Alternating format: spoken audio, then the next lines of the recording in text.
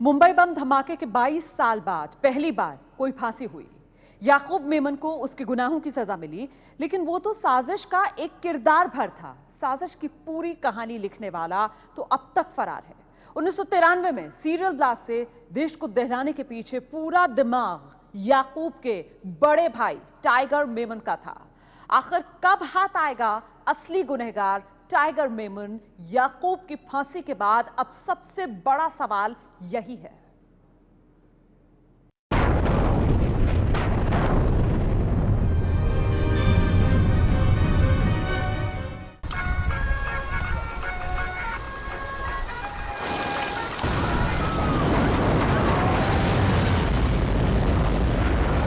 बात जब भी 12 मार्च 1993 के मुंबई बम धमाकों की होती है, तीन नाम सामने आते हैं: दाऊद इब्राहिम, याकूब मेमन और टाइगर मेमन।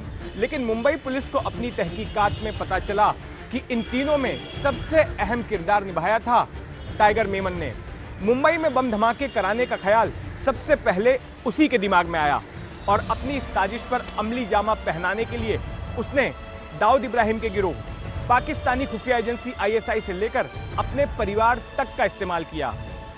आइए जानते हैं मुंबई बम धमाकों की साजिश के इस सबसे तेज दिमाग, आक्रामक और क्रूर किरदार की कहानी।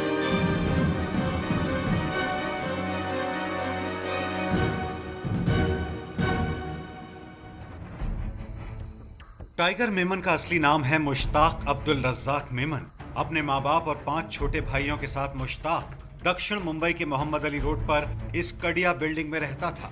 आज जहां ये रिहायशी टावर खड़ा है, वहीं पर अब से दशक भर पहले कड़िया बिल्डिंग हुआ करती थी, जिसमें एक कमरे के घर में पूरा मेमन परिवार रहता था। पिता अब्दुल रज्जाक मेमन वेल्डिंग का काम करते थे और इनकी आय से घर का गुजारा मुश्किल से हो पाता था। इसलिए पास ही के इस्माइल बेग मोहम्मद स्कूल से 10वीं तक पढ़ाई पूरी करने के बाद उसने रोजगार ढूंढने की सोची। पिता की जान पहचान से उसे भाईखला इलाके में मेमन कोऑपरेटिव बैंक में पियन की नौकरी मिल गई, लेकिन अपने गुस्सैल स्वभाव की वजह से वो ज्यादा दिन तक इस नौकरी पर टिक नहीं सका। एक बार बैंक के मैनेजर ने टाइगर मेमन को अपने एक मेहमान के लिए ऊंची आवाज में चाय लाकर देने को कहा। बैंक मैनेजर के हुक्म देने का यह तरीका टाइगर मेमन को अपमानजनक लगा और वो अपना आपा खो बैठा। इसके बाद उसने बैंक मैनेजर को इतने थप्पड़ मारे कि वो बेहोश हो गया। इतना सब होने के बावजूद भी बैंक की ओर से उसे मौका दिया गया कि अगर वो माफी मांग लेता है तो उसे नौकरी से नहीं निकाला जाएगा। लेकिन टाइगर मेमन ने नौकरी छोड़ने का फैसला कर लिया। बैंक की नौकरी चली गई और टाइगर बेरोजगार हो गया। पैसों की किल्लत की वजह से उसका परिवार भी अब मोहम्मद अली रोड का घर बेचकर माहिम के मच्छीमार नगर की झुग्गियों में रहने आ गया। घर के पास ही सूफी संत मखदूम शाह बाबा की दरगाह थी, जहां अक्सर दाऊद इब्राहिम गिरोह से जुड़ा स्मगलर मुस्तफा दोसा मत्था टेकने आया करता था। मुश्ताक भी अपना खाली वक्त दरगाह के आसपास भटकते हुए बिताता था। एक दिन मुस्तफा की उससे जान पहचान हो गई और मुस्तफा ने उसको अपना ड्राइवर रख लिया।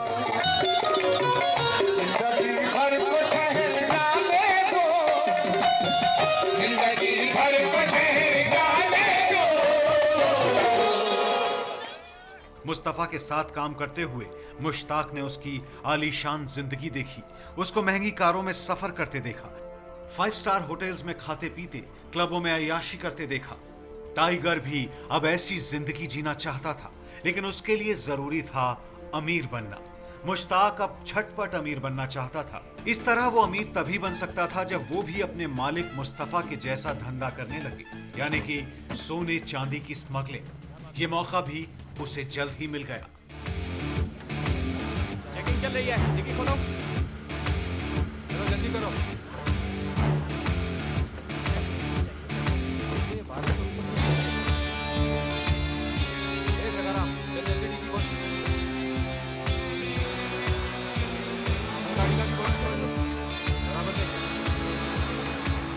एक बार दुबई का कुख्यात स्मगलर याकूब भट्टी मुस्तफा डोसा से मिलने चुपचाप मुंबई आया, लेकिन किसी तरह मुंबई पुलिस को याकूब के मुंबई आने की भनक लग गई। याकूब भट्टी को वापस एयरपोर्ट छोड़ने की जिम्मेदारी मुस्तफा डोसा ने मुश्ताक को दी। मुश्ताक जब याकूब भट्टी को अपनी गाड़ी में बिठाकर मुंबई के वेस्टर्न एक्सप्रेस हाईवे से एयरपोर्ट की तरफ बढ़ रहा था, तब मुश्ताक ने देखा कि उसके पीछे मुंबई पुलिस की वैन लगी है। मुंबई पुलिस को देखकर याकूब भट्टी के पसीने छूट गए, लेकिन मुश्ताक ने फुर्ती दिखाते हुए हाईवे से सटी गलियों में गाड़ी को डाल दिया और मुंबई पुलिस की नजरों से ओझल हो गया। याकूब भट्टी को मुश्ताक ने समय रहते फ्लाइट छूटने से पहले एयरपोर्ट पहुंचा दिया। मुश्ताक की बहादुरी देखकर याकूब भट्टी काफी प्रभावित हुआ। उसे लगा कि मुश्ताक बड़े बड़े जोखिम भरे काम करने के काबिल है, इसलिए दुबई पहुंचने के बाद उसने मुश्ताक को बतौर कैरियर रख लिया, यानी कि वो दुबई से स्मगलिंग करके सोने के बिस्किट भारत लाने लगा।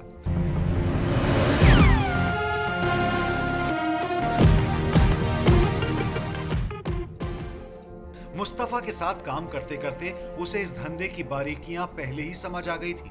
याकूब भट्टी के जरिए उसकी दुबई में जान पहचान बढ़ी और वो पाकिस्तानी स्मगलरों के संपर्क में आया, जिनमें तौफीक जलियावाला प्रमुख था। साल भर के भीतर ही टाइगर मेमन मुंबई का एक प्रमुख गोल्ड स्मगलर बन गया।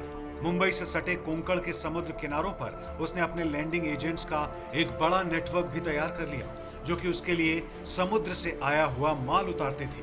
स्मगलिंग की दुनिया में मुश्ताक की हिम्मत को देखते हुए उसका नाम टाइगर पड़ गया। 2 नंबर की काली कमाई से टाइगर मेमन अब अमीर बन चुका था। टाइगर मेमन ने अपने छोटे भाई याकूब की पढ़ाई का पूरा खर्चा उठाया और चार्टर्ड अकाउंटेंट के तौर पर काम शुरू करने में मदद की। माहिम की जिस मच्छीमार झुग्गी में वो अपने परिवार के साथ रहता था, ठीक उसके पास की अल हुसैनी बिल्डिंग में टाइगर मेमन ने अब 2 डुप्लेक्स फ्लैट खरीद लिए थे। टाइगर मेमन ने शबाना नाम की एक खूबसूरत लड़की के साथ शादी कर ली। टाइगर मेमन के माँ बाप उसके भाई समेत अब इसी अल हुसैनी बिल्डिंग में टाइगर मेमन के साथ रहने आ गए। टाइगर मेमन के परिवार और कारोबार में सब कुछ ठीक चल रहा था। पुलिस और कस्टम विभाग के कई अधिकारियों को उसने रिश्वत से खरीद रखा था, जिससे उसके सोने चांदी की स्मगलिंग का काम बिना किसी रुकावट हो रहा था। लेकिन इस बीच आ गई 6 दिसंबर 1992 की वो मनहूस तारीख। बाबरी मस्जिद ढहाए जाने के बाद पूरे देश में सांप्रदायिक हिंसा भड़क उठी, लेकिन इसका सबसे ज्यादा असर मुंबई में दिखाई दिया। देश की आर्थिक राजधानी मुंबई को नफरत की आग ने जकड़ लिया। इस आग की लपटें मेमन परिवार तक भी पहुंची। दंगाइयों ने माहिम में टाइगर मेमन की उस तिजारत इंटरनेशनल नाम की कंपनी का दफ्तर जला दिया, जिसे उसने अपने भाई अयूब और याकूब की मदद से शुरू किया था।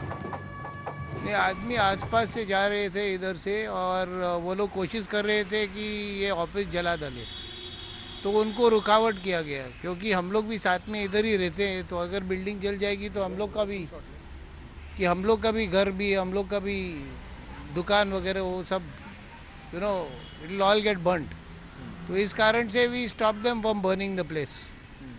So after some time then we went away from here, and then in the meantime वो मॉब आ गई और उनका सारा वो ऑफिस जला दिया। फिर जलाने के बाद में फिर हम लोग नीचे जब आ गए इधर चेक करने को, तो ऑफिस जल चुकी थी। टाइगर मेमन पहले से ही गैर मुस्लिमों से नफरत करता था, और ऐसे में जब बाबरी मस्जिद की घटना हुई तो उसने इस नफरत को और ज्यादा बढ़ा दिया। और जब दंगाइयों ने उसकी दुकान जला दी तो अपने दुकान को जलाए जाने की कीमत वो समूची मुंबई से वसूलना चाहता था। वो पूरे शहर को जला डालना चाहता था।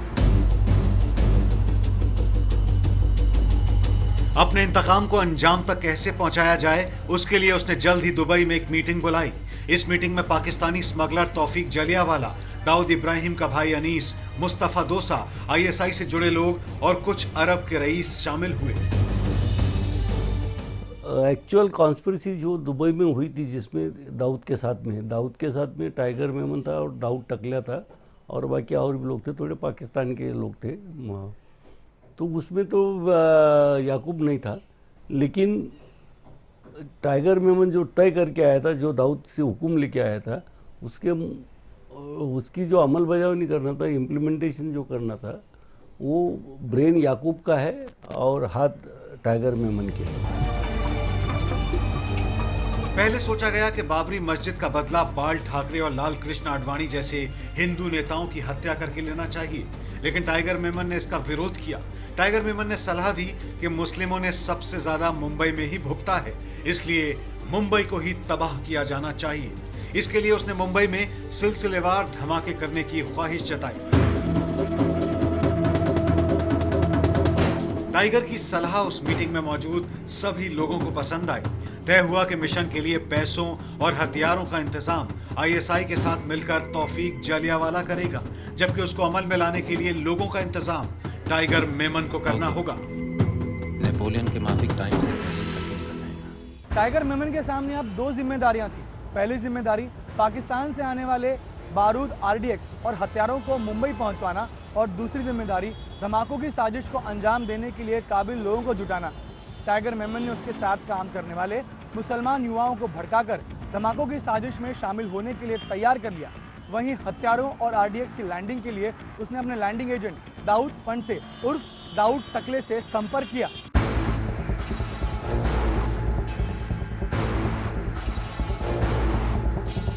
तिरानवे की बॉम्ब ब्लास्ट की साजिश में जो बड़े फिश थे उसमें से टाइगर मेमन एक था। टाइगर मेमन, दाऊद इब्राहिम, याकूब मेमन, इन्होंने बॉम्ब ब्लास्ट के पहले दुबई में एक साजिश रची थी और उस साजिश को अंजाम देने के लिए उन्होंने 15 लोगों को पाकिस्तान भेजा था, क्योंकि आरडीएक्स कैसे फिट करना, कैसे टाइम पेंसिल डिटोनेटर लगाना, ये पूरी जानकारी और ट्रेनिंग ये 15 लोगों ने इन लोगों की वजह से, टाइगर मेमन, याकूब मेमन, इनकी वजह से ली थी। कोंकण के समुद्र तट के पास शेखाड़ी गांव में रहने वाला दाऊद फणसे सिर्फ सोने चांदी की स्मगलिंग का काम करता था, लेकिन बारूद और हथियार की स्मगलिंग के लिए वो तैयार नहीं था। इस काम की खातिर उसे मनाने के लिए टाइगर मेमन ने 21 जनवरी 1993 को दुबई में दाऊद इब्राहिम के साथ उसकी मीटिंग करवाई। दाऊद इब्राहिम से मिलकर दाऊद फणसे साजिश में साथ देने को तैयार हो गया। इधर कैसा? वो आपसे मिलने की तमन्ना थी। टाइगर भाई से बोला तो टाइगर भाई बोले कि मैं आपसे मिलवाएंगे। 3 फरवरी और 7 फरवरी को पाकिस्तान से भेजी गई आरडीएक्स और हथियारों की खेप उसने मुंबई के पास दिघी और शेखाड़ी गांवों के पास समुद्र तट पर उतरवाई। इस काम के लिए उसने आसपास के गांव से करीब 40 लोगों का इस्तेमाल किया। बम कैसे बनाने हैं, हथगोले कैसे फेंकने हैं और विस्फोटकों में टाइमर कैसे लगाने हैं, टाइगर को अपने लोगों को इसकी ट्रेनिंग देनी थी। टाइगर मेमन ने उम्मीद की थी कि बम धमाकों के बाद मुंबई में एक बार फिर दंगे भड़क उठेंगे। ऐसे में उसकी ओर से मंगाई गई AK-47 राइफलों का इस्तेमाल किया जाना था। उन्हें चलाने की ट्रेनिंग भी युवकों को देनी थी। इसके लिए चंद लोगों को उसने पाकिस्तान भेजा और चंद लोगों को उसने कोंकण के सांधेरी गांव के पास खुद ही ट्रेनिंग दी। 12 मार्च की पहले वाली रात अल हुसैनी इमारत की पार्किंग में ही धमाकों के लिए इस्तेमाल होने वाले वाहनों में विस्फोटक फिट किए गए। ये पूरी मेमन फैमिली, जिसमें ये टाइगर था, याकूब था, दाऊद था, पाकिस्तान के 3-4 शख्स थे, इन्होंने फिर आरडीएक्स पाकिस्तान से लेके जो हैंड ग्रेनेड RJ-69 और AK-47 राइफल, ये पूरा उन्होंने स्मगलिंग के ट्रैक से उन्होंने यहाँ भेज दिया, जो दिघी शेखाड़ी में लैंडिंग हुआ। दिघी शेखाड़ी लैंडिंग होने के बाद उन्हें वहां से बम्बई आ गए और बम्बई के बाद उन्होंने बॉम्ब ब्लास्ट किया। इस काम के लिए एक Ambassador car, 2 Maruti van, 3 Maruti 800 car, 1 Commander jeep, 1 motorcycle, 4 scooter और 3 सूटकेसों में विस्फोटक भरे गए। इस्तेमाल किए गए तमाम वाहन टाइगर मेमन के परिजन और उसके लिए काम करने वाले लोगों के नाम पर थे। कॉन्स्पिरेसी दुबई में हुई थी, जहाँ पर ये लोग गए थे, ये किसी को नहीं मालूम था, ना कोई इंटेलिजेंस मशीनरी को नहीं मालूम था, कोई एजेंसी को नहीं मालूम था, हमको भी नहीं मालूम था। हमारा तो नसीब अच्छा था, भाग्य यानी पुलिस का और देश का भाग्य अच्छा था, क्योंकि वो एक रूबीना मेमन का गाड़ी का ओनरशिप का एक जेरोक्स RC बुक का जेरोक्स कॉपी उसमें नहीं रहता, तो शायद मेमन के घर के तरफ हम जाते कि नहीं ये भी डाउटफुल था। वो एड्रेस के ऊपर उसकी घर की तलाशी जब लिया गया तो एक चाबी मिला जो स्कूटर का था, जो RDX भरा हुआ जो दादर स्टेशन के बाहर मिला था, उसकी चाबी वो मिल गई सर्च में। और तीसरा ये इम्पोर्टेंट डॉक्यूमेंट और 2 चीज़ें इम्पोर्टेंट मिली कि वहाँ पर छठे माले पर खाना आधा छोड़ के लोग भागे हुए थे और कीचड़ जैसा ऐसा कीचड़ में पाँव डालते हैं तो थोड़ा साइड में कीचड़ हो जाता है, थोड़ा सूखा जैसा रहता है, मामूली आता है, बाहर ज़्यादा नहीं आता है। तो वैसे कीचड़ जैसा थोड़ा सा मटेरियल मिल गया था, जिसका सस्पेक्ट था हमको कि ये RDX हो सकता है। इसलिए वो जब्त किया गया था और श्योर इनफ एनालिसिस में वो RDX निकला। धमाकों से पहले यानी 9 मार्च को टाइगर मेमन ने अपने भाई याकूब समेत परिवार के सभी सदस्यों को दुबई भेज दिया। वो खुद धमाकों से चंद घंटों पहले 12 मार्च की सुबह दुबई के लिए निकला। कॉन्स्पिरेसी करना, ट्रेनिंग और पूरा अंजाम देने के लिए फिर वापस बंबई आके अंजाम बॉम्ब ब्लास्ट के पहले ये सब मेमन लोग बंबई से भाग गए थे। दुबई में भारत सरकार के दबाव के मद्देनजर वो अपने परिवार के साथ ISI की मदद से पाकिस्तान चला गया। ISI ने उसका पाकिस्तानी पासपोर्ट बनवाया जिसका नंबर है AA762402 और उसको नाम दिया अहमद जमाल। बताते हैं कि वहां टाइगर के पिता अब्दुल रज्जाक उससे इतने खफा हुए कि उन्होंने अपनी छड़ी से ISI के अधिकारियों के सामने इतना पीटा कि वो छड़ी टूट गई।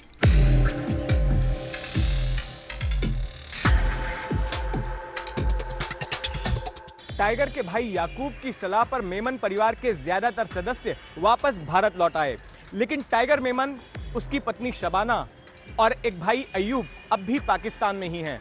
बताया जाता है कि इंडोल डॉन दाऊद इब्राहिम की मदद से टाइगर मेमन कराची के पास मांस निर्यात का कारोबार चलाता है।